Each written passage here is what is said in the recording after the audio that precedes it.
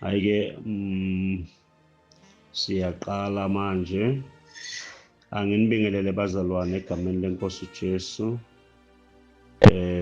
Umfeli wethu owayinikela ukuba isintu sonke silungiswe. Ngiyambonga-ke nami ntambama sihlwa ukuthi sikule nkundla nabo bonke abangcwele. Ngithi ukuthula-ke makubeke nonke. Onibingelelayo uMsagazu Isikhozi, kuyisivumelwano esisha kule nkundla esikuyo yokufunda. Siqhubeka-ke nesifundo sethu bazalwane, isifundo esixoxa ngovuko, la sithe khona uvuko lwehlukene izigaba eziningana okufanele siyibone. Izolo sigcine sikuthintile ukuvuka kwabantu abafile ngenxa yokuthi basuke endaweni yokuphila baya endaweni yokufa, kwathiwa bafile basemathuneni. Ngalokho babizwa kwathiwa baphume lapha emgodini, ngamanye amazwi kwabezizwe la behambele khona, babuye beze ekhaya, babuye ekuphileni. uNkulunkulu wafaka kubo umoya wokuphila, babuye baphila. Bese kuba ithimba lesibili esilibona livuka emathuneni lingena emzini ongcwele eJerusalema, lavuka ukuvuka kukaLazaro nabo bonke abanye abafa ngaleyo ndlela bavuka. Kodwa-ke lokho ukuvuka bazophinde futhi bafe, baphinde emathuneni. Kodwa uJesu-ke leli thimba lelalivusayo, wavusa ithimba elikholwayo, ngokukholwa okwakuyizethembiso. Bavuka babonwa ngabantu ngoba uJesu uma ememeza ngezwi elikhulu, leyo ndaba leyo yiyo esizongena kuyo, indaba yokuthi bonke abasemathuneni, la kwakade kuxoxwe kanjalo ukuthi bonke abasemathuneni bayozwa izwi bavuke. Kukhulunywa kuyisizukulwane noma kukhulunywa kubazalwane bekhulu nyaka lokuqala, okungasekho relevant kithi njengamanje ngoba lokho sekwedlula. Kodwa sizokubheka-ke ngoba siye sakuthinta izolo ukuthi bese kuba khona elinye ithimba ukuthi uma uJesu efa, ngesikhathi efa kulesa sikhathi, wathi mayefa bafa kanye naye, balala kanye naye, bavuka kanye naye, benyuka kanye naye, bahlala kanye naye, babuya kanye naye. Lezi nkundla zonke zidingwa unothwa. Asambeke siye laphaya encwadini ebesithi siyayibheka izolo, uthola ukuthi isikhathi sesiyaphela. Incwadi kaJohane chapter 5 uverse 20, siqale kuverse 25, kodwa ngiyathanda siqale kuverse 24. Sisuka ku-24 sithi 25 bese sithi 28, 29. Amen. Ake sifundeke lapho ngesiZulu. Osifundelayo ngesiZulu ngomezulu asinayo kulezi nsuku. Sifundela lapho Mama Ugazu. chapter 5 verse 24 and 25. Amen. Ngokuka John 5 verse 24. Ngiqinisile ngithi kini, ozwa izwi lami, akholwe ngongithumileyo, unokuphila okuphakade, akayi ekwahlulelweni, kepha usephumile ekufeni, wangena ekuphileni. 25. Ngiqinisile ngithi kini, isikhathi siyeza, sesikhona namanje, lapho abafileyo beyakulizwa izwi lendodana kaNkulunkulu, abezwayo bayakuphila. Amen. Ngiyacela baba uDlomo ungifundela uverse 24 and 25 kwi-King James. Amen.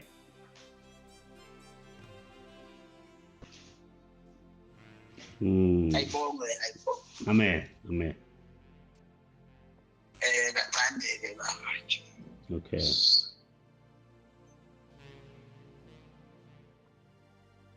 Okay.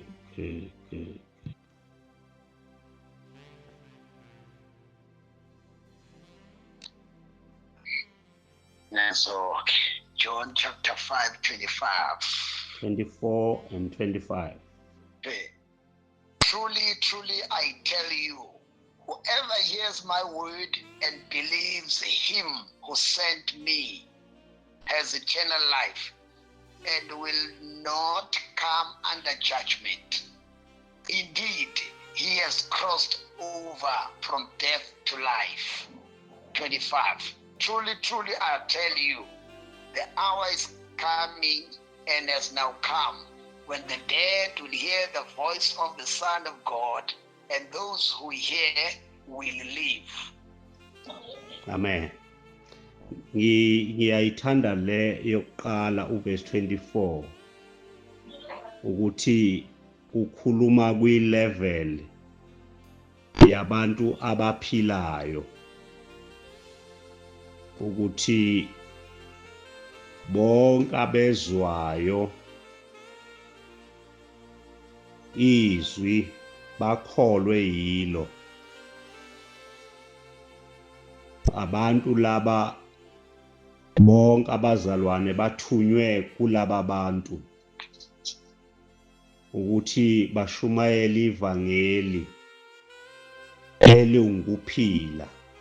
Uthi uJesu, yakhumbula sifunda isiGriki kulaba beklasi lesiGriki, uma kuthiwa fereli kuthini lokho ngesiGriki?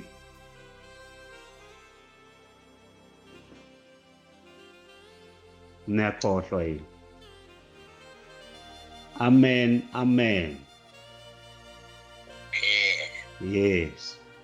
I say unto you,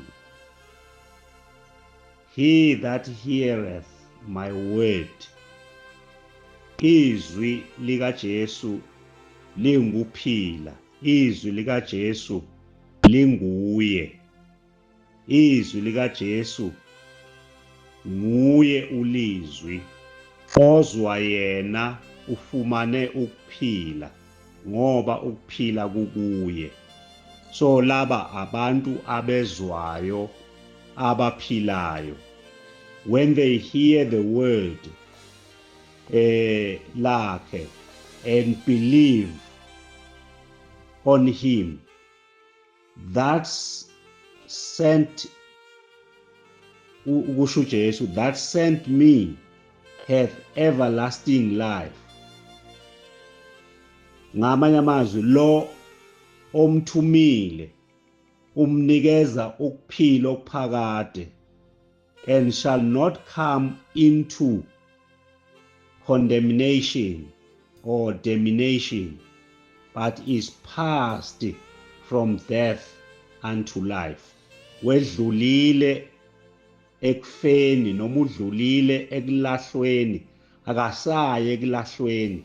Ngamanye amazwi, that person akasayi kwi-judgment, akasayi kwekwahlulela, wedlulile khona. So umuntu lo ophilayo, lo ophilayo uzwa izwi maqede avuke ngoba ubekade esekufeni lokhu kwabo bonke abantu abangakholwa elithi izwi bafile lokhu bengakholwa indodana. Limvusa lowo, limvusa kulokhu kufa kokungakholwa, kokwehlukana noNkulunkulu, kokungabi nabudlelwano, bokungabi na relationship noNkulunkulu.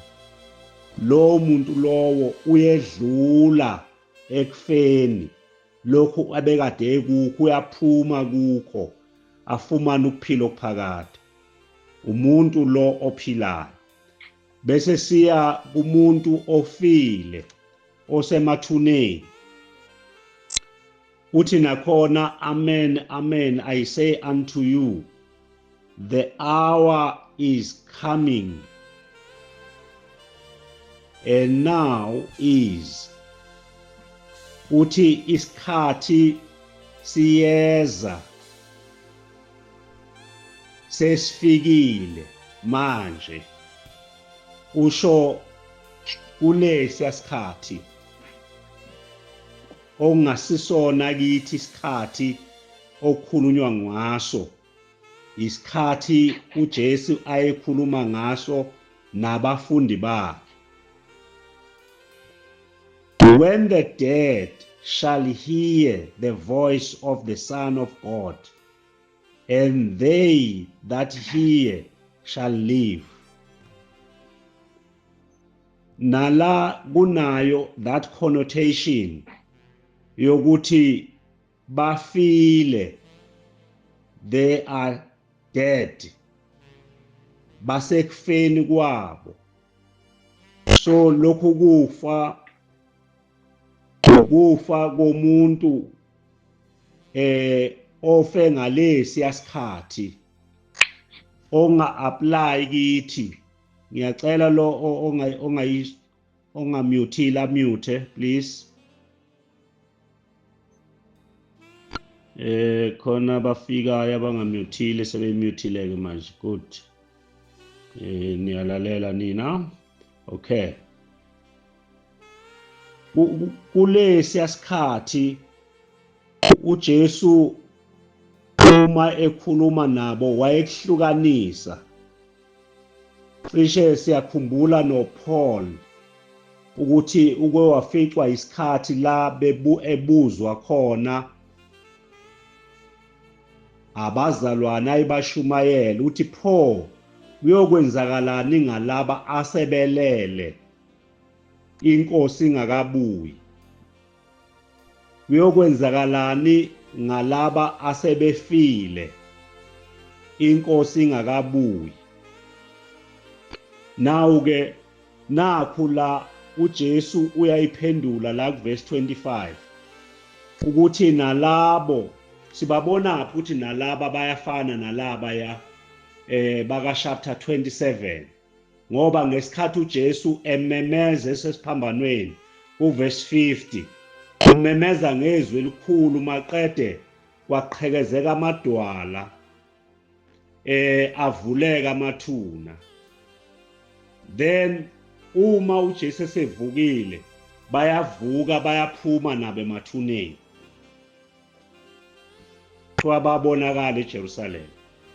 Lesi sigaba ke ngisibamba naleso sigaba leso uverse 25 uthi laba sebefile kodwa bayolizwa izwi bavuke emathuneni ngoba balale bekholwa, balale belindile, balizwa izwi bakholwa kodwa balala uJesu engakavuki. Bonke abalale uJesu engakavuki bayikwenenta ukuthi uma evuka bavuke, ngoba kunendawo okuthiwa indawo ebizwa ngokuthi iparadise. Kuthiwa le ndawo yayehlukene nendawo ekuthiwa iSheol iHades yayehlukaniswe nje umhosha bekwazi ukubonana ongapha nongapha. Kodwa ngesikhathi uJesu efa eya endaweni yabafile, bonke abalala bekholwa bavuka, waphela lowo mhosha noma yaphela iparadise ephansi, benyukela kwenye dimension esizogcina sifikile-ke kuyo. Okay, asambeke siye 28 and 29.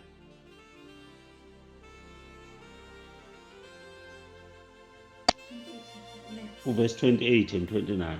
Oh, yeah. John 5 verse 28.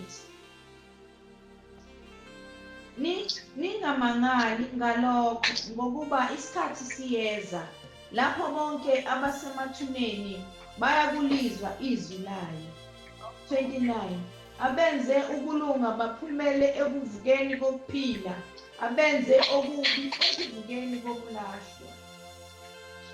Okay, sifundele lapho baba. Do not be amazed at this, for the hour is coming when all who are in their graves will hear his voice and come out. Those who have done good to the resurrection of life, and those who have done evil to the resurrection of judgment. Amen. So ke sesiyahlukaniselwa ke labazalwane lesiyasikhathi awumute lapho baba.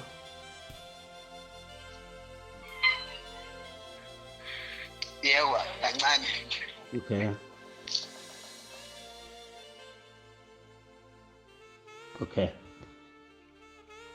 Awufunde lapho uphinde ufunde isiZulu. Amen. Verse 28. Ningamangali ngalokho ngokuba isikhathi siyeza lapho bonke abasemathuneni bayakulizwa izwi layo. Amen. Uthi-ke uJesu ukhuluma inkulumo ezwakalayo ukuthi kukhona abayobe besemathuneni. Uthi kodwa ningamangali ngokuba isikhathi siyeza, for the hour is coming, in the which all that are in the graves shall hear his voice. Abasemathuneni bonke bayokulizwa izwi lakhe. Izwi likaJesu bazalwane uma kukhulunywa ngalo sifundile kwezinye incwadi lapha ku Matthew 16 verse 27 la kuthiwa khona uyoza ngamafu, eze neingilozi, eze ngiyacela uyifunde leyo ndaba le. 7. Ukuba indodana yomuntu iyakuza ngenkazimulo kayise kanye nezingelosi zayo. Khona-ke iyakuvuza yilowo nalowo ngesenzo sakhe. Iyokuza ngenkazimulo kayise, iza nezingelosi zayo, bese ivuza yilowo nalowo njengokwemisebenzi yakhe. So no 27 la usho njalo. I mean 28. Mhlambe ke sihlele uverse 27 kuyo le uMatthew 55. I mean chapter 5 ka John. Funda uverse 27. John 5 verse 27. John 5 verse 27. Uyiphile amandla okwahlulela ngokuba iyindodana yomuntu. Okay, uJesu siyezwa la ukuthi uphiwe amandla nguyise. Ubaba had given him authority to execute judgment ngoba uyindodana yomuntu. Ngaliya ku 16:27 indodana yomuntu iyokwehla ngenkazimulo kayise. Ngamanye amazwi, uma uJesu ehla akehli nje ngenkazimulo noma ngamandla akhe, kodwa wehla ngenkazimulo kayise ukuba azokwahlulela anikeze yilowo nalowo execute judgment ngokwemisebenzi yakhe. Indodana yomuntu le eyehlayo. Uthi-ke ningamangali ngalokho, ngoba isikhathi siyeza la khona abalele emathuneni noma bafile bayokulizwa izwi. So ngalesi sikhathi uJesu ephila kuyisikhathi sakhe kanye nesizukulwane leso, bonke abantu ababephila kuleso sizukulwane kuthiwa bazokulizwa bavuke emathuneni. Verse 29. Verse 29. Mina ngingenze lutho ngokwami, ngahlulela njengalokho engikuzwayo. Ukwahlulela kwami kulungile, ngokuba ngingafuni eyami intando, kepha intando yongithumileyo. Chapter 5 lo. Yes. John. Yes. Okay. And shall come forth they that have done good. Verse 29. Verse 29. Abenze okulunga baphumele ekuvukeni kokuphila, abenze okubi ekuvukeni kokulahla. Ngiyayizwa impela ukuthi hayi akusiyo le ngifunda. And shall come forth they that have done good. Lesi sikhathi esizayo siyofika. Mase sifikile bese kuthi laba benza okuhle. Angithi ke siyakubona ke lokhu bazalwane, kithina akusekho abantu abahlulela ngokwenza. Fanele lokhu kusibonisa ukuthi isikhathi sabathile kwakuphela i-age. I-age yayinabantu abenza kahle, bazokwehlulelwa futhi ngokwenza kahle. Lapha yakuthiwa chapter 16 verse 27 kuthiwa uzoba rewarda ngokwemisebenzi yabo.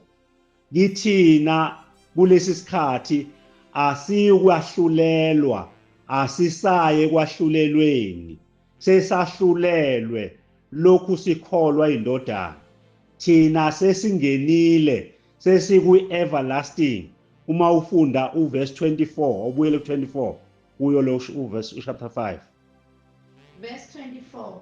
Ngiqinisile ngithi kini, ozwa izwi lami akholwe ngongithumileyo unokuphila okuphakade. Ozwa izwi lami njalo uma abazalwane abanikeza umsebenzi wokushumayela ivangeli, uma belibeke kahle ivangeli lona lodwa, kungangezwe lutho, kungashiwonga ukuthi abafaka ama-high heel abaqwayizayo njengey'ntombi zaseJerusalem kushunyayelwe ngama-high heel, akusesilona ivangeli lelo.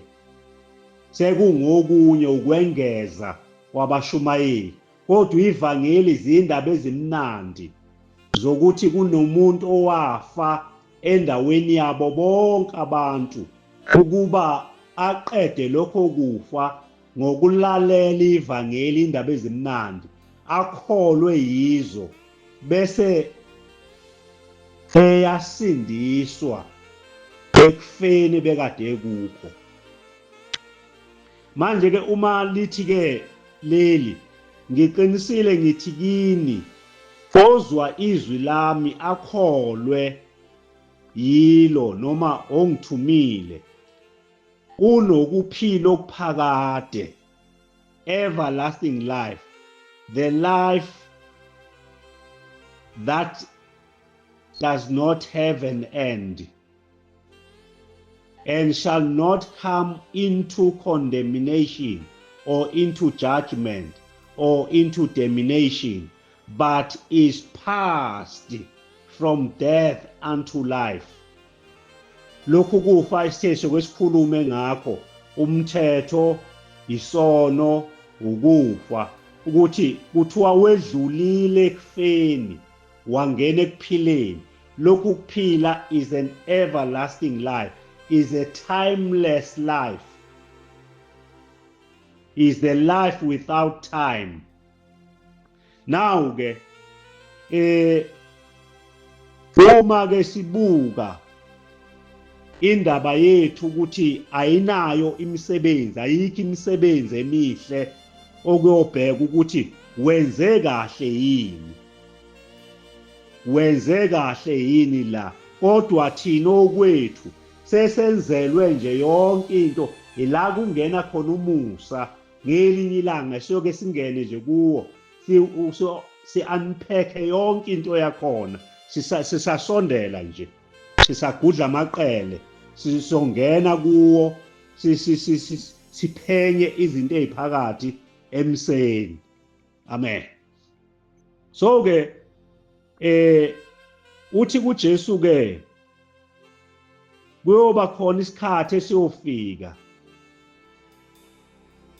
lesi sikhathi siyobe sizokwenza ukuthi bonke abalele emathuneni bavuke.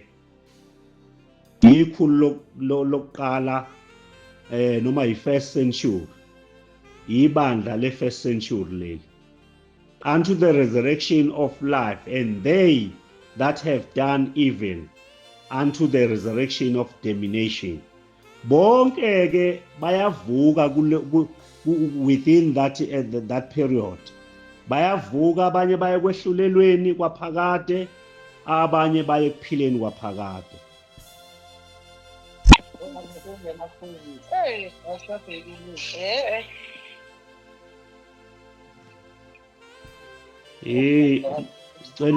Cela umute lapho bu.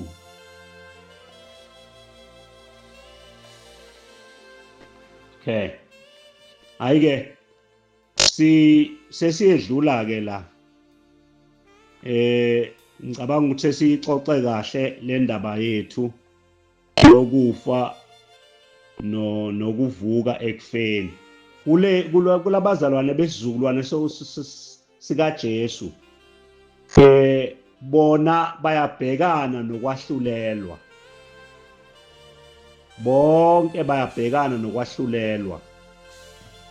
Kodwa izizukulwane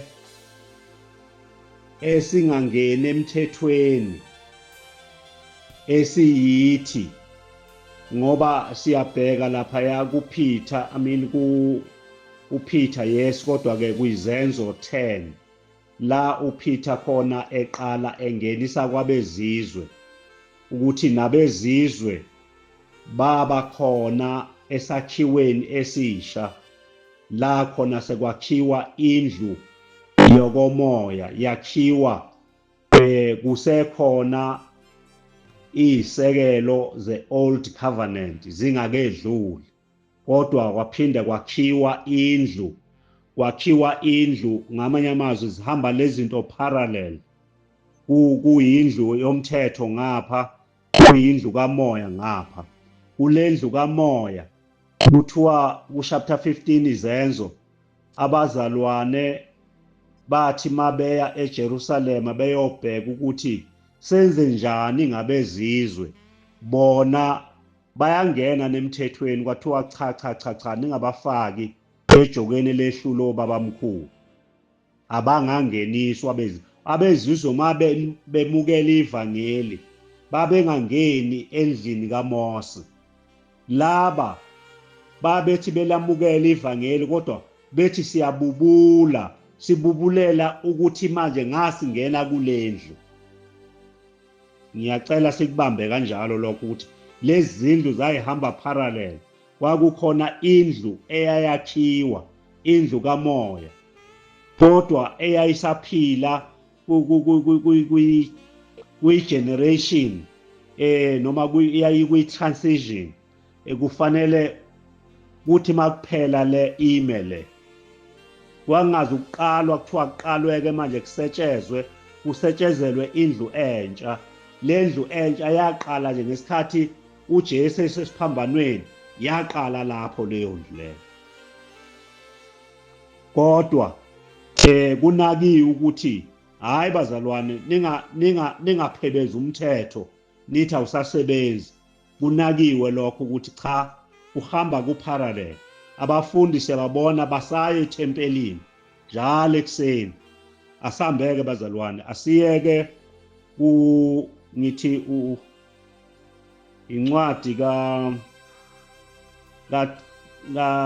Thessalonica chapter 4 bokuqala, chapter 4 siqale kuverse eke siye kuverse 14 kodwa ngiya ku-16 ngokwale ndaba. Qale kuverse 14.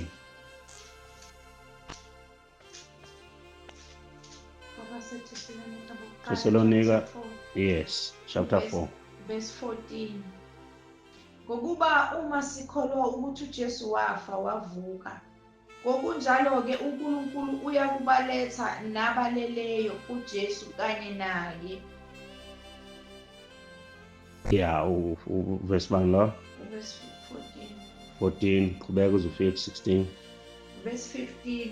Ngokuba lokho sikusho kini ngezwi lenkosi ukuthi thina esisekhona sisasele kuze kube sekufikeni kwenkosi, asiyikubandulela nempela abaleleyo.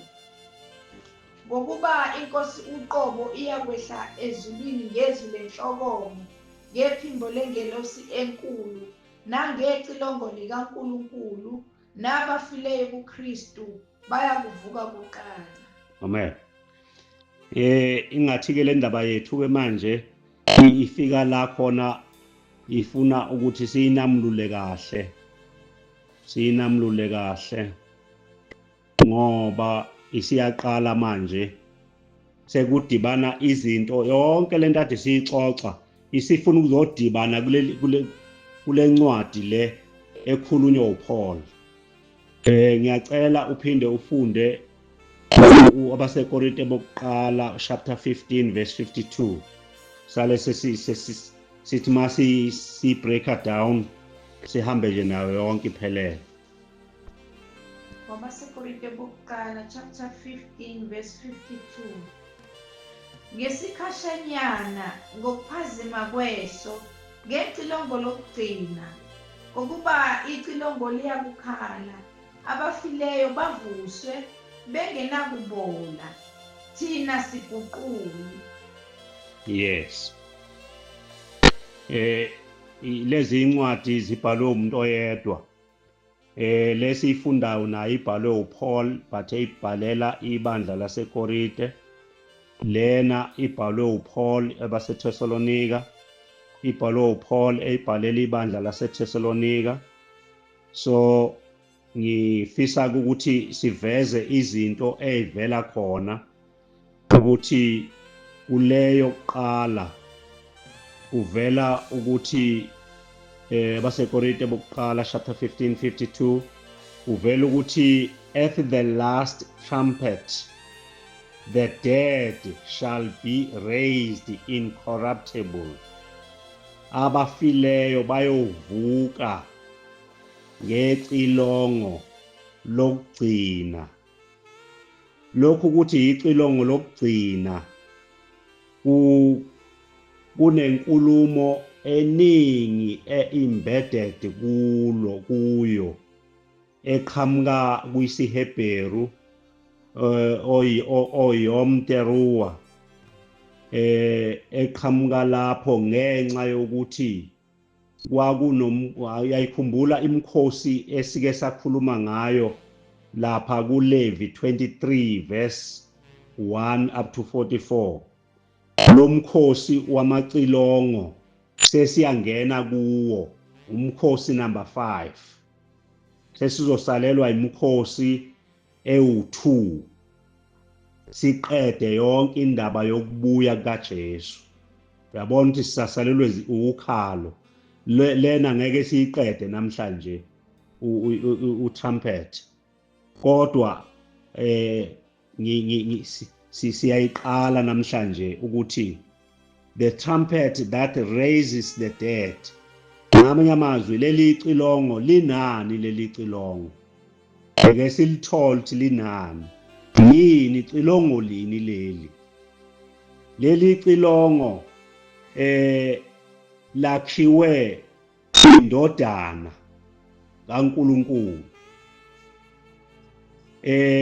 Leli cilongo yizwi, that is his voice.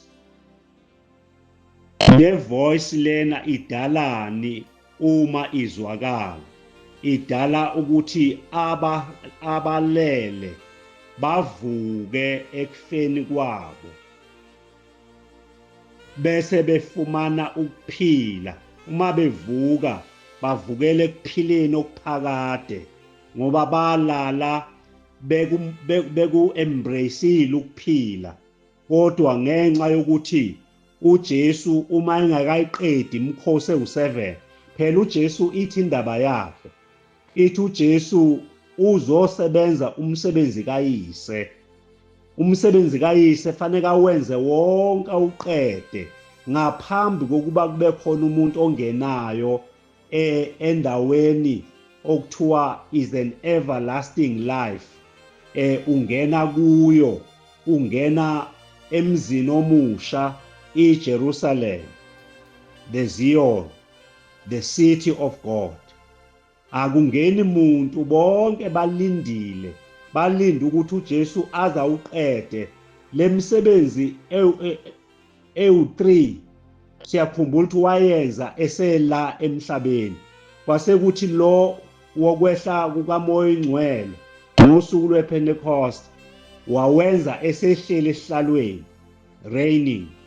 Then bese kuba lo wama trumpets nawo wawenza ehleli esihlalweni, kuthiwa ke wabonakala ngezwi.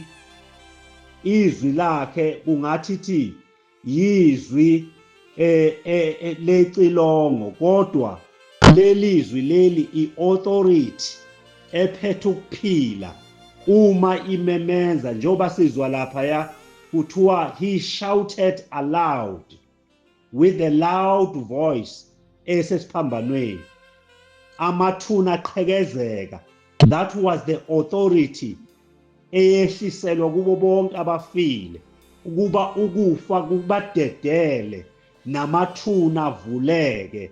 So lelo zwi lelo is not just the horn lenibona ishaywa kwa-Israyeli. Uma beyishaya kwa-Israyeli bayishaya bazi ukuthi benzani. Uma kuthiwa yicilongo lokugcina kula khona kunikezwa isithombe sokuthi kuzobe kuneseries yamacilongo. Icilongo lishayelwa ukuthi kuyiwe empini, icilongo lishayelwa ukuthi isikhathi esithile sonyaka, icilongo lishayelwa ukuthi sekuyavunwa, icilongo lishayelwa, but leli lokubuya kwakhe kuthiwa yicilongo lokugcina. It's the last trumpet. So ke icilongo leli eliyizwi lokuphila likaJesu with all the authority that you may think of. Igunya lonke eliphelele okungekho umuntu emhlabeni onalo elakhe kuphela. Kuthiwa yena wanikezwa amandla ngaphansi komhlaba, ezulwini nasemhlabeni. So unegunya phezulu ezulwini, unegunya emhlabeni, unegunya kuzo zonke izinto ezingaphansi komhlaba. Uyakwazi ukuthi ngezwi lecilongo lokugcina, ngamanye amazwi ngezwi lakhe lifike lifutha ukuphila, lidabule zonke izinto ezibambile, linikeze ukuphila kulonto, li resurrect, ibe raised back to life. lokhu kuphila lokhu abanikeza khona kuthiwa is an incorruptible life, ukufa okungasafi, ukufa kwaphakade. Ngiyakhumbula uJesu ethi izwe alisezukungibona kodwa nina nizobe ningibona. Sizofika kuleyo nkulumo leyo ukuthi kuthiwa amehlo onke azokumbona, maphi wona, nabangakholwa akukwazi, ngoba kuthiwa uzobonwa yilabo abakholwayo, yilabo abavusiwe, yilabo abanikezwe the incorruptible life, the life that has got no limit, the life that has got no end. Okay, siqhubekeke, isikhathi sesiyaphela. Ngisazama uku-introduce indaba yecilongo. The trumpet that raises the dead. At the last trumpet, ilongo lokugcina, abafileyo bayovuka benganakubola. Lokhu kubola lokhu is a metaphor.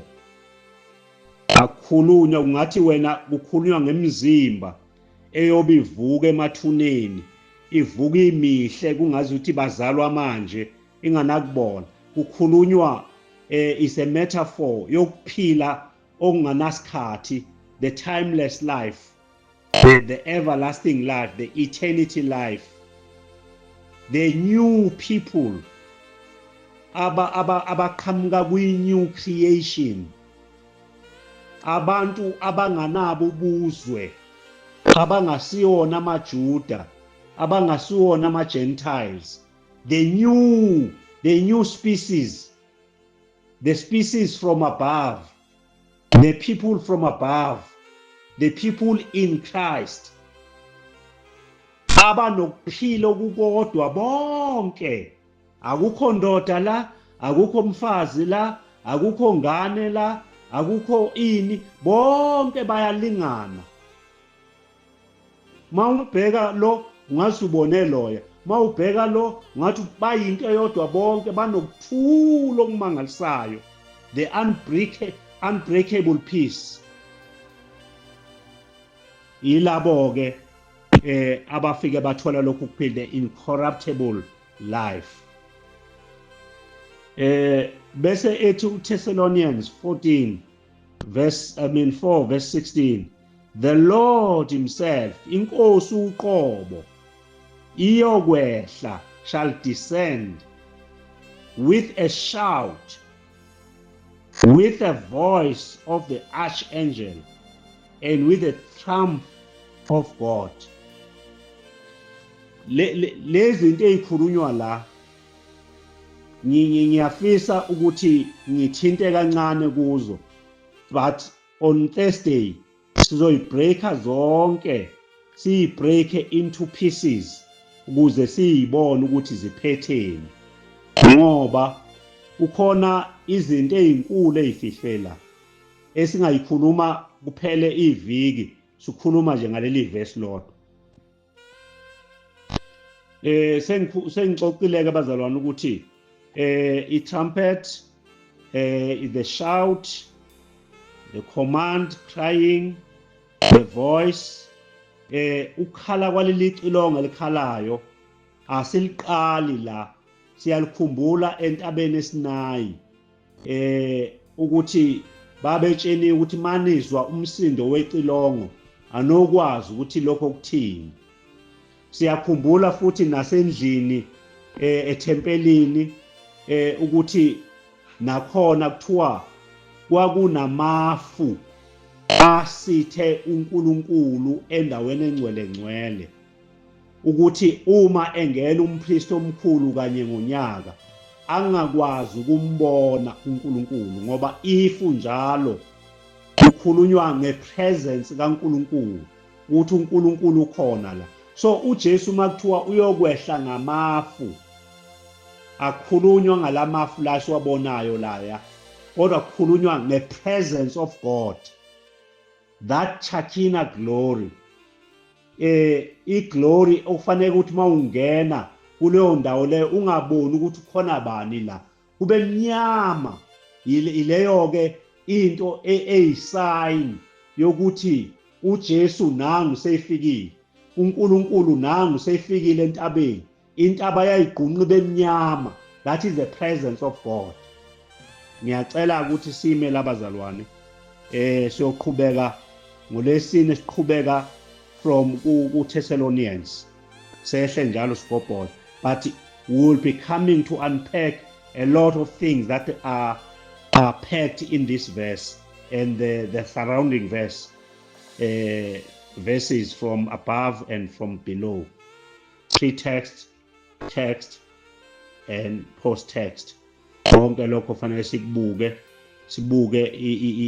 the convergence of all this together, ukuthi makuthiwa uJesu uyomemeza ngezwi elikhulu yini leyo cishe siyakubamba njengamanje ukuthi okay uzana. Sizoxoxa ke kanjalo bazalwane, ngeke ngidedeleke uma kukhona onombuzo. Ngiyacabanga ukuthi kungenzeka kube khona okuthile nje ukufuna ukubona ukuthi lapha kuthini la kuthini. Ake sidedele lokho bese siya emkhulekweni. Amen.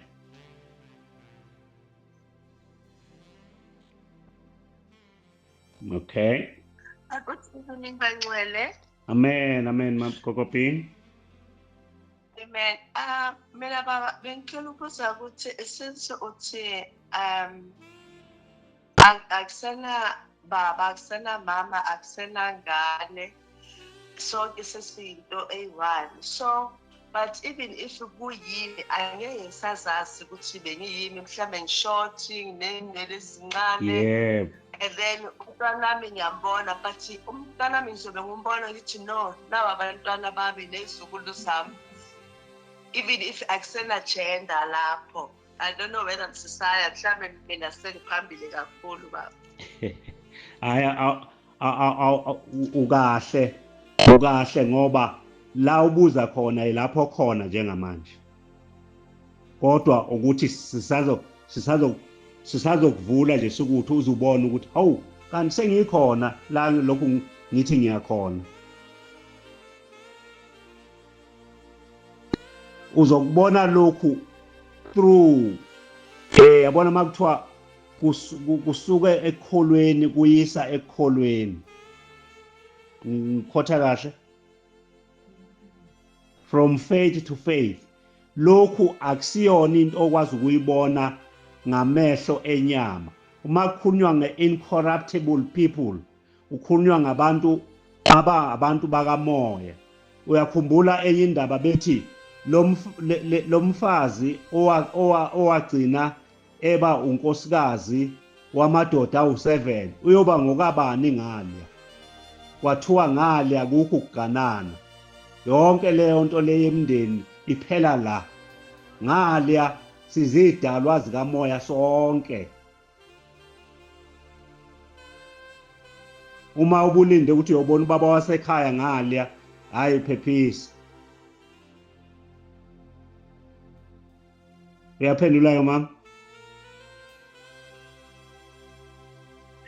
Amen baba. Mhlawumbe akuyilinde size sifike kuyo mbamba siyiqede, uzobe usubona konke sekukhanya. Amen. Ngiyacela ke ukuthi sikhulekeni bazalwane. Ngenzela ukuthi abantu bonke bakujwayele ukuhlanganyela. Kade kuyimi ngedwa sesihlanganyela sonke ke manje. Amen. Asikhulekeni bazalwane. Baba wethu oyingcwele, Baba wethu ongcwele, uNkulunkulu wethu onamandla wonke, ufanele udumo, uNkulunkulu wethu. Uthando lwakho luphakeme kakhulu ukuba usenzele uNkulunkulu wethu okuhle kangaka. Wena osihlelela khona egameni likaJesu. Baba oyingcwele uphakeme uNkulunkulu wethu. Akekho ofana nawe uNkulunkulu onamandla. Izwi lakho liphilile lingamandla. usenzele uNkulunkulu wethu ukuphila okumangalisayo, ukuphila okuphakade. Ungibayede wena wedwa uNkulunkulu wethu. Siyayibopha zonke uNkulunkulu wethu izinto ezithunywa yisitha ukuba ichithe umsebenzi wakho uNkulunkulu wethu onamandla, egameni likaJesu, egameni elinamandla. Udumo lukufanele uNkulunkulu wethu, amandla angawakho uNkulunkulu wethu. Baba, wena wedwa muhle ngezikhathi zonke, egameni likaJesu, egameni elinamandla. Hallelujah. Thank you, Jesus. My God. Hallelujah. Thank you, Father. Bonakalise uNkulunkulu wethu. In the mighty name of Jesus. Hallelujah. Thank you, Jesus. Amen. Glory to Jesus. In